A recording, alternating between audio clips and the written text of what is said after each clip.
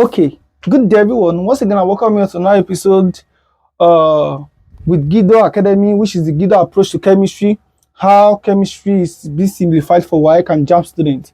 And this particular video, I'll be explaining the KTG, talking about the kinetic theory of gases, and a subtopic there, which is the Gay Lussac Law. I will try to be very slow today so you understand this aspect of chemistry, because this is one question that you always see in your WAEC and you always see it in your JAMB exam. So what is Gay Lussac Law? Gay Lussac Law states that the volume of gases which take part in a chemical reaction bear a simple whole number ratio. A simple whole number ratio. This is one part we are going to deal with. So let me continue. To one another and to the volume of the product. If gaseous, if gaseous, when measured at standard temperature and pressure, or when measured at constant, not standard, at constant temperature and pressure. Now, let me focus on simple whole number ratio. Let me focus on if they are gaseous, and that thing again, I'm going to focus on they have a constant temperature and what? And pressure. So these are the three major things you have to focus on. Now look at this. For example, let's say hydrogen gas will react with oxygen gas to form what? Water, right? Which is also a gas. What is the ratio here? Here is 1, here is 1, here is 1, right? But if you do it like this, you are going to get a wrong answer, because what you are doing here is actually a simple number ratio, but you have not been able to balance the chemical equation. So the first thing you have to know under the Gay Lussac Law is to be able to balance chemical equation correctly. So if you want to be an expert in this part, that means balancing of chemical equation should be well simplified. Now look at this. How many number of moles do you have here? Here is 2. How many number of moles do you have here? Sorry, how many atoms do you have here? 2. Here is 2. Here is what? Here is 3 atoms. So let's go like this. How many hydrogen do you have here? You have 2 hydrogen. How many hydrogen do you have here? You have 2 hydrogen. So it's correct. How many atoms of oxygen do you have here? 2. How many oxygen do you have here? 1. So you put 2 here. So oxygen here is 2. But this hydrogen here becomes 4. So you put 2 here. That means hydrogen here is 4.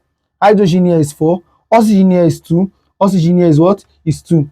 So that means the volume, the whole number ratio here will now be what? 2 ratio 1 ratio what? Ratio 2. So assuming you were unable to balance the equation like this, it will be very impossible for you to get the correct answer. And another thing again you should take note of under the Avogadro's law is there are some steps that are very important. There are some steps that are very important in solving equations like this. And one of them is writing a balanced chemical equation. 2, getting the combining volumes. So that means the combining volumes should be gotten. What I did the other time, 2 ratio 1 ratio, which is, let me use another word for it, ratio. Number 3, what is the volume before the reaction? What is the reactive volume? And what is the volume after the reaction? So these things you see here, they are very important. And another thing again, if you have to calculate the residual gas, which is something I'm going to explain later. So let's focus on this first. Now they said 300 centimeter cube of CO as packed with 30 cm cube of CO, carbon dioxide, as packed with 30 cm cube of what? Of oxygen. So that means the two things that are reacting, that we have CO plus oxygen, and if you add this together, you are going to have what? CO2. So this is something you should know. Hydrogen reacting with oxygen, what you are going to have is water. Hydrogen reacts with chlorine, the product will be what? Hydrochloric acid. So when CO reacts with O2 with oxygen, you are going to have what? Carbon dioxide. So the next thing should be, how many oxygen do you have here? 2. How many oxygen do you have here? 3. Oxygen here is what? Is 2, so it's not balanced. So what we do, let's just put 2 here, make it this oxygen 2, make it this oxygen 2, right? So we have 4 oxygen here. So how many oxygen do you have here now? 4. That means the reactant has 4 oxygen and the product has how many oxygen? 4 oxygen. The reactant has how many carbon? 2 carbon, and the product has how many carbon? 2 carbon. So it's as simple as that. That means I've been able to get the equation and I've been able to balance the equation. Then the next thing is, what is the combining volume? Let me write combining volume. So our combining volume here, we have 2, we have 1, and we have 2. So it's 2 ratio 1 ratio 2. What is their volume before sparking? which is the VBS. What is their volume before sparking? They said 30 cm cube of CO. Here is 30 cm cube.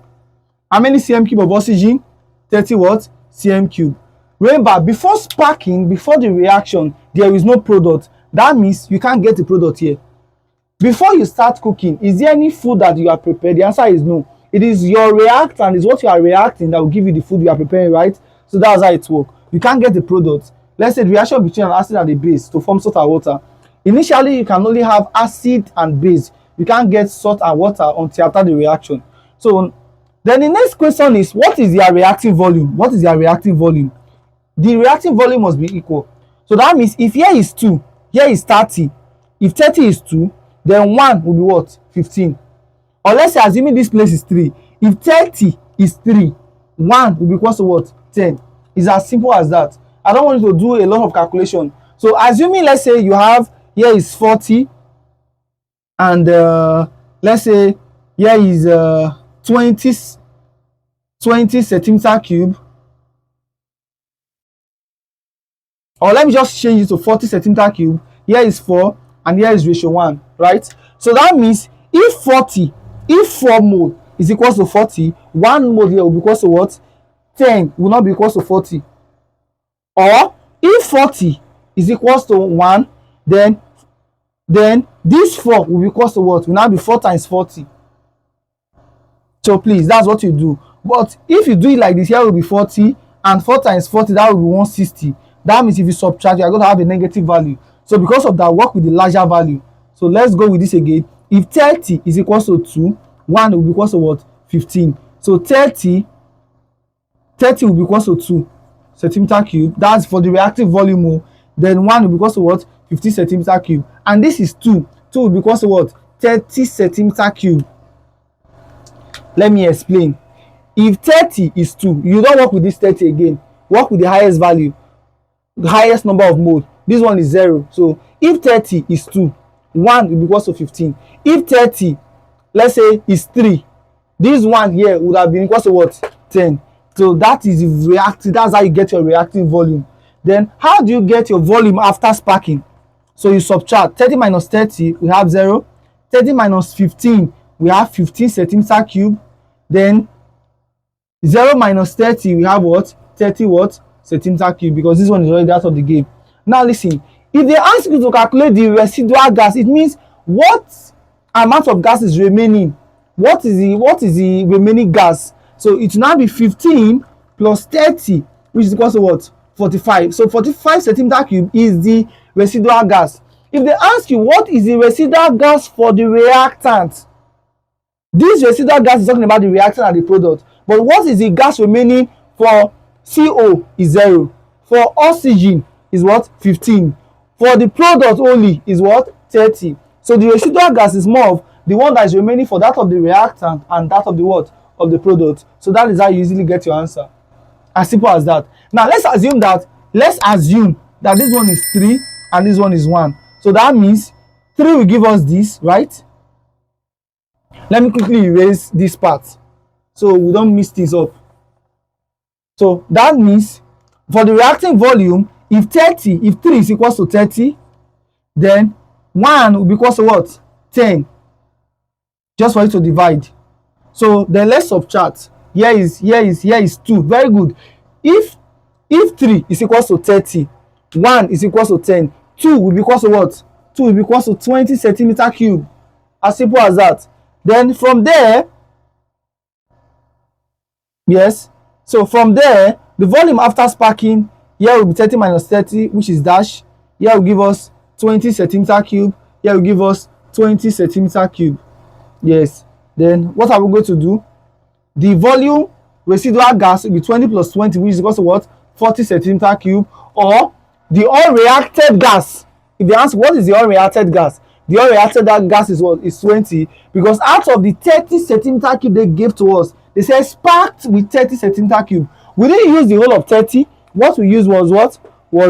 We used 15 from this equation. So the unreacted gas for oxygen is what? 15. The unreacted gas for CO was what? Was 0. But the residual gas for that of the reactant, the unreacted gas for the reactant, and that of the product is what? Is 45.